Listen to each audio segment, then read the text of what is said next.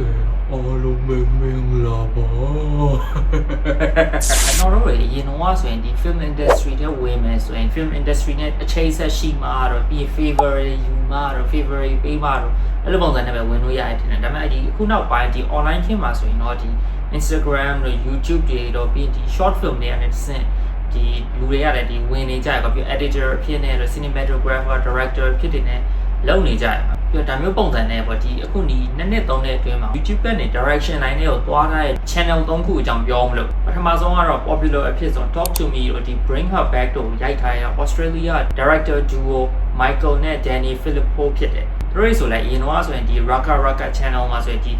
VFX နဲ့ဟို action တွေ horror တွေပြီးရင်stunt တွေပါရောပြီးဗီဒီယိုတွေထုတ်ခဲ့တယ်ပါဒါပေမဲ့အခုနောက်ပိုင်းမှာတော့ဒီ A24 နဲ့ပေါင်းပြီးသူတို့ကအရင်ဆုံး Talk to Me ထုတ်တယ်ပြီးတော့ဒီအရင်နှစ်ကတင်တယ် Bring Her Back ကိုလည်းထုတ်ခဲ့ပါဇာကာနကပြီးရင် Talk to Me 2လည်းထုတ်ဖို့ရှိပြီတခြားကားတွေလည်းရှိတယ်ပါ A24 လို့ studio နဲ့ပေါင်းပြီးပြီးတော့ဒီ Bring Her Back နဲ့ Talk to Me ဆိုလည်းဇာကာတွေနည်းနည်းပါအဲ့ Talk to Me ဆိုပိုပြီးနည်းနည်း typical လို့ဆန်တယ်ဒါပေမဲ့အဲ့ဒီဇာကာနကလုံးမှာလည်း theme နဲ့ဒီ addiction နဲ့ပတ်သက်တဲ့ theme တွေတော့လုံးဝ grief နဲ့ပတ်သက်တဲ့ heavy theme တွေကိုသုံးထားမှာလုံးဝအဲ့ပြီးတော့ဒါတွေနဲ့ shock value တွေကောင်းကောင်းထည့်ရမှာသူကအရင်ကတည်းကလည်းနည်းနည်း horror experience ရှိရောကျတော့လောက်တက်တယ်ဆိုတဲ့ပုံစံမျိုးပါ shock value တွေဟို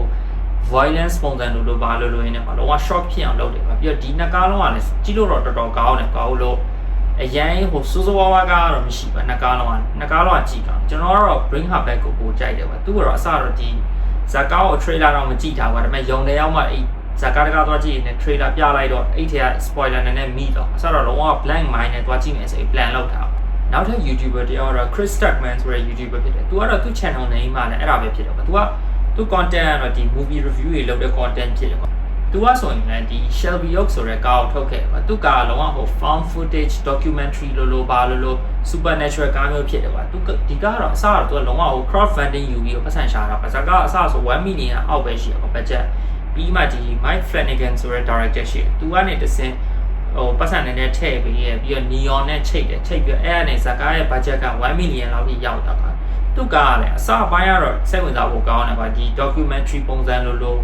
တော့ဒီ found footage တွေနဲ့ပါလူတယောက်ပျောက်သွားတယ်ပါလူတယောက်ပျောက်တော့မှသူ documentary ပုံစံမျိုးနဲ့ပါဒီဟာကြီးကိုမေးတယ်ပေါ့ interview မေးတယ်ပါသူညီမပျောက်သွားတယ်အဲ့အကြောင်းနဲ့ပတ်သက်ပြီးသူညီမနဲ့ပတ်သက်တဲ့ video တစ်ခုတွေအဲ့ဒါကြည့်ပြီးသူတို့ကဒီဟာနဲ့ပတ်သက်တဲ့ supernatural တစ်ခုပါအစပိုင်းတော့ကောင်းပါတယ်ဒါပေမဲ့နောက်ပိုင်းကလည်းနည်းနည်း typical ရန်ဆန်တာပါဇာကလည်းပြီးတော့ budget က1 million ပတ်ချလိုက်ပဲရှိရကျွန်တော်တော်တော် budget နဲ့ပေါ့ budget နဲ့ကတိတာပါကြီးလိုက်တော့ limitation တွေအများကြီးနဲ့ဆိုတဲ့ပုံစံပါဒီ Zoji ဆိုတဲ့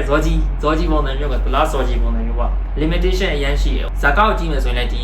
ီဘလိုကြည့်ရတဲ့ဆိုင်ဒီလေးလာဖို့ကြည့်ရတော့ဘာလို့အတွက်ကောင်းလဲဘယ်လိုလုပ်တယ်ဘာလဲညာလဲအဲ့လိုပုံစံပါ budget တစ်လောက်နဲ့ဘာလောက်ထားလဲဆိုတဲ့ပုံစံမျိုးပေါ့တတိယဟာတော့အခုချိန်မှာသတင်းတွေမှာနာမည်ကြီးနေတဲ့ Markiplier ဖြစ်တယ်သူ YouTube content ကလည်းလုံးဝဟို gaming content ဖြစ်တယ်ပေါ့ပြီးသူ subscriber လည်းတော်တော်များရပါသူကဒီအခုလက်ရှိမှာတော့ဒီ Iron Land ဆိုတဲ့ indie game တခုကို adapt လုပ်ထားပြီးတော့ဒီ budget 3 million နဲ့သူကိုယ်တိုင်ရိုက်ထားတယ်သူကိုယ်တိုင်ထုတ်ထားပြီးသူကိုယ်တိုင်မင်းသားအဖြစ်နဲ့တရုတ်လဲဆောင်တာပါအဲ့ကောင်ထုတ်ထားတယ်ပြီးတော့ဒီ budget 3 million ထုတ်တာဆိုလဲသူကလုံးဝ studio ကချိတ်ဆက်ပါမှမရှိသူကိုယ်တိုင်ပတ်စံအကုန်ရင်းထားပြီးတော့အဲ့ဒါကြောင့်မလို့အစရုံတင်ဖို့တော့သူကအခက်အခဲဖြစ်တယ်မယုံနေအဲ့လောက်မရပါဒါပေမဲ့သူပရိသတ်တွေကဒီယုံနေမှာတွားပြီးတောင်းဆိုတော့သူယုံ3000လောက်ထိရတာရပြီးအမှယုံတင်တယ်ပါယုံတင်ပြီးပထမ3ရက်မှာတယ်မှာသူကဒီ budget 3 million ဒါပေမဲ့သူ3ရက်မှာတင်ရတာ20 million နီးနီးလောက်ရတာပြီးတော့ဒီအဲ့အပတ်မှာပဲဒီ Spider-Man ကိုရိုက်ထားတဲ့ Sam Raimi ရဲ့ဇာကာတဲ့ Send Help ကလည်းထွက်တယ်ပါအဲ့ကားနဲ့အပေါ်အောက်ပဲကွာ2-3 million နဲ့ကွာတယ်ကွာသူတို့ရဲ့ box office collection တွေကပြီးတော့ဟိုက studio ကထုတ်ထားတဲ့ကားပါပြီး Sam Raimi လို့ director ပါအဲ့လိုပုံစံမှာသူက budget 2-3 million ပြီးတော့ဒီ box office တွေပါတယ်အဲ့လို studio တွေသတင်းတင်တဲ့ဟာရှိတယ်သူတို့တွေတော့မှအဲ့နည်းနည်းခွဲခြားလုပ်တယ်ကွာပထမတစ်ရက်တော့တင်တယ်ပြီးတော့ဒုတိယ2ရက်3ရက်လောက်ပျောက်သွားရဲဆိုပြီးသူရဲ့ Iron Land ကိုပါအဲ့ list ကနေဖျောက်လိုက်တယ်ဆိုတော့ပုံစံမျိုးလုပ်တယ်ပြီးမှလူတွေအရန်ပြောမှပြန်ပြီးထည့်လိုက်တယ်ဆိုတော့ပုံစံ controversy လည်းဖြစ်တယ်ဗျာသိမလားအဲ့ studio တွေကလည်းခွဲခြားပါအပြင်လူတယောက် individual ကိုယ့်နဲ့ကိုထောက်ကိုယ့်နဲ့ကိုဖြန့်ပြီးတော့ပတ်စံဒီလောက်ရှာနေဆိုတော့နည်းနည်းဟိုလိုပုံစံလည်းဖြစ်တော့ဒါဒီမှာ indie တယောက်ကဒီလောက်ကျန်းနေပြီဆိုတဲ့ပုံစံမျိုးပေါ့ပြီးတော့အဲ့ Markiplier ကလည်းသူကဒီကောက်လည်းဒီ Southeast Asia ပြီးတခြား Asia country တွေမှာလည်းတင်ဖို့တော့ plan လုပ်နေပါအခုတော့လောလောဆယ်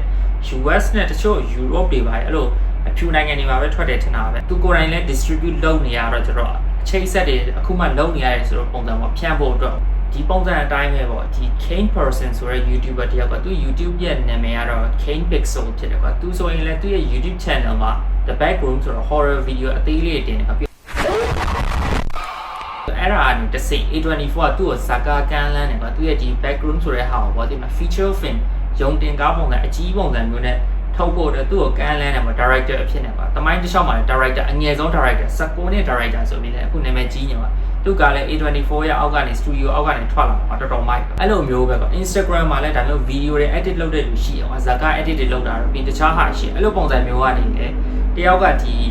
Severance ဆိုတဲ့ show ရှိပါသူရဲ့ creator ဒီ video တခုကြိုက်လို့ဆိုပြီးသူရဲ့အဲ့ video edit ထားတဲ့လူကိုခေါ်ပြီးတော့ဒီ Severance ရဲ့ opening ဟာကိုလုပ်ဖို့အတွက်ကန်လန်းတယ်ကွာအဲ့လိုပုံစံနဲ့ရှိကွာအဲ့ကြောင့်မလို့အခုနောက်ပိုင်းဆိုရင်ဒါပေမဲ့ online kit ဆိုတော့ဒီကနေတစင်းကနေပြင်လာဖို့ film making line သွားမယ်လို့ဆိုရင်တော့အဲ့လိုပုံစံသွားလို့ရတယ်ဆိုတော့တင်မလားလူတွေကတော့ကြည်နေတယ်ပေါ့ဘယ်သူကို video ကိုရဲ့ content ကိုဘယ်သူကြည်အောင်ဘာညာဘာမှပြောလို့မရဘူးဒါတွေကြည်ပြီးတင်မလားအ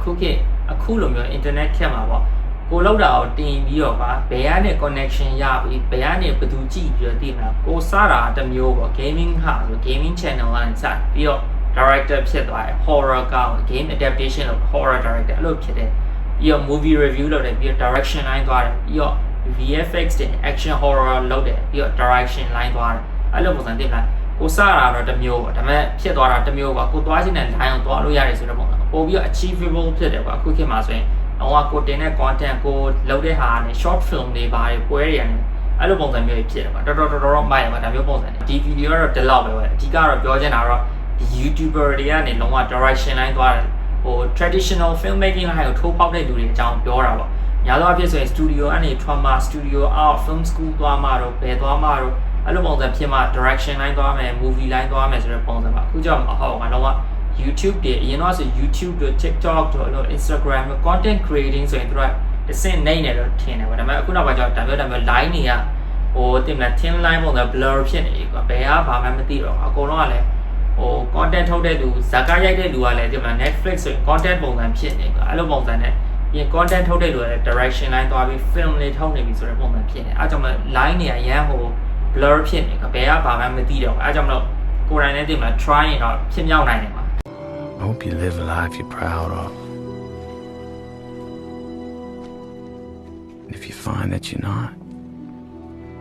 I hope you have the strength to start Sorry, will I forget?